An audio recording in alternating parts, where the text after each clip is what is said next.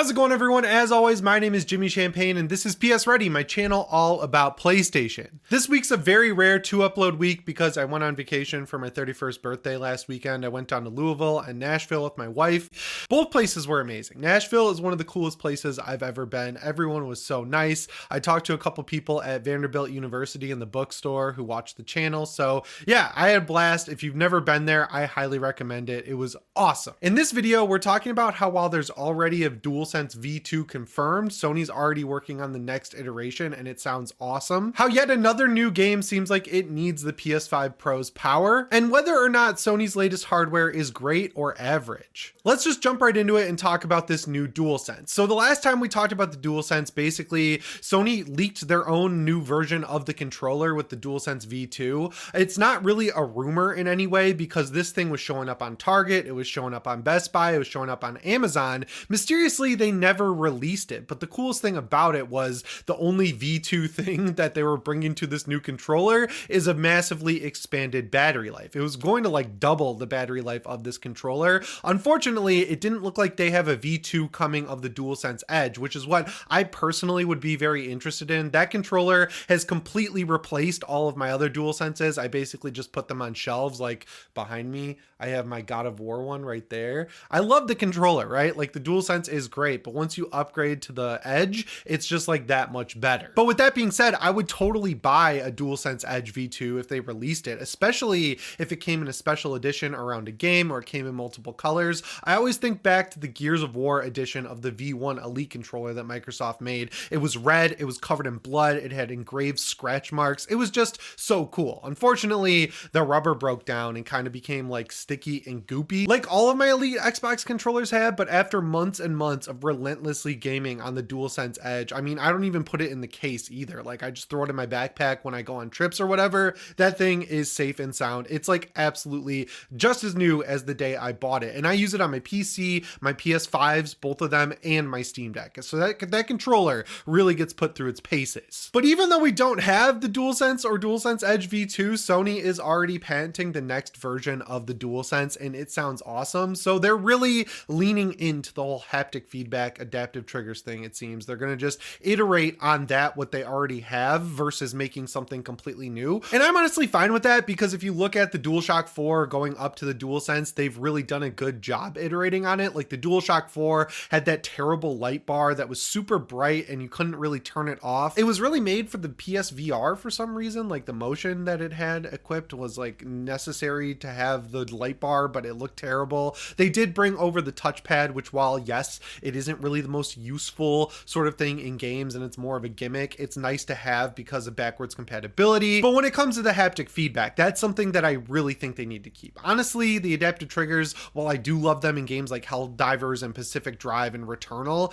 I don't feel like that's as next gen of a feature as the haptic feedback. And what they're doing to improve on that is adding in weight shifting. So there's going to be weights inside the controller that can shift all the way to the left side or the back or the front or all the way to the right side. So if you're playing like Gran Turismo 7 and you're taking a big tight turn, right? Like you'd feel the weight of the car shift with the controller, which honestly sounds awesome. That doesn't sound like a gimmick at all to me. And the coolest thing about this generation so far when it comes to how Sony's implemented the DualSense is that not only do PS5 exclusive games use it really well, we've gotten a lot of third-party games that use it too. Like Sony has a team of people that they send to other studios to help them kind of like work in DualSense features that enhance the game. And I also think it's awesome that those features have come to PC. The biggest problem is they don't work wirelessly. So if you're playing like God of War or the upcoming Ghost of Tsushima PC release, if you use the controller wirelessly, it has to be done through Steam and it tricks your PC into thinking it's an Xbox controller, which basically breaks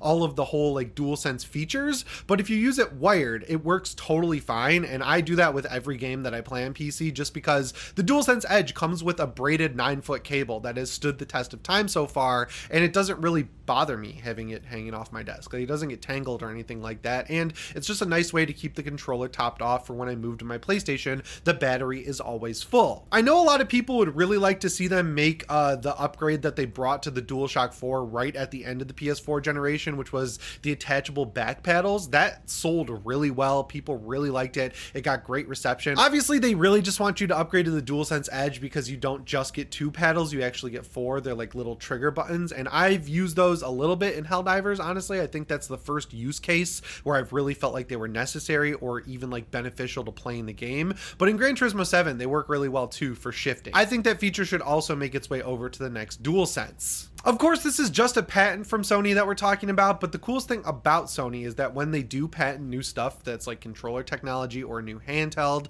it usually comes out pretty soon after. Like we heard about the patents for the PS Portal like midway through last year, and just a couple of months after that, they had announced it and it was released in November. So there's also multiple other examples of this with controllers and everything else. So I would expect to see this new DualSense version either with the PS5 Pro or maybe a little bit after as a way to lead into the PS6 generation. But yeah, this is a really cool thing, honestly. I like all the accessories and all the hardware that Sony's been putting out lately. We're going to talk about some new hardware later in the video. But yeah, let me know if you would pick up this new DualSense down in the comments below. Like, is the weight thing a gimmick to you, or do you think it's really cool like I do? Next up here, we got to talk about another game that very clearly needs the PS5 Pro. That game is, of course, Dragon's Dogma 2. It's my most anticipated game of this year so far. All the previews came out and basically said that not only is it a game of the year contender, it's a game of forever contender. Like, this seems like it's going to be the vision realized for what Dragon's Dogma was supposed to be.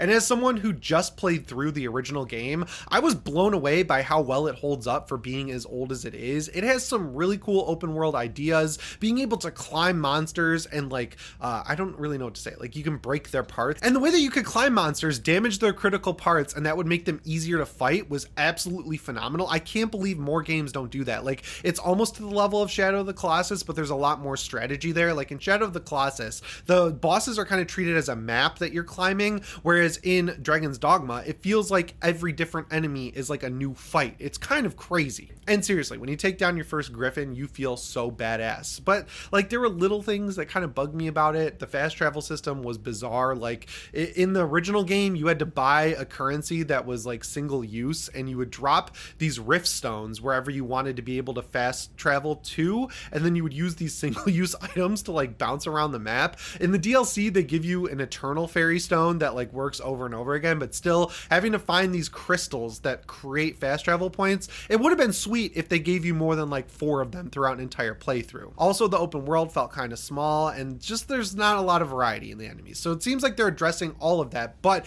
the biggest problem with this game seems to be how it runs. I highly recommend reading Eurogamer's article on this because it's coming from Digital Foundry. They're like bar none the best when it comes to breaking down the performance of games, and they're super nice people too. I've met them multiple times in real life, so I really appreciate their work and think you should go check this out. But basically what's happening is the game, it runs at around 30 FPS, which I think is fine. Like, most people I think are going to be playing Final Fantasy VII Rebirth in the quality mode just because it looks so good. And if you use smooth enough motion blur like they do in Final Fantasy VII Rebirth, it doesn't really feel all that bad. Like, I don't really mind. Of course, you also have to consider that if you want to get a PC that can play these games at 60 FPS, like, you're at minimum spending $3,000 at this point. And if you don't have a monitor, a keyboard, a mouse, a nice headset, or anything like that, you're going to be spending even more than what you would spend, like more than $3,000 compared to $500. I think it's a much better deal to pick up a PS5. But the biggest problem with it is that even though it's a nice 30 FPS benchmark, like, it can drop to 25 FPS, which sucks. But if you use VRR, it apparently smooths it out.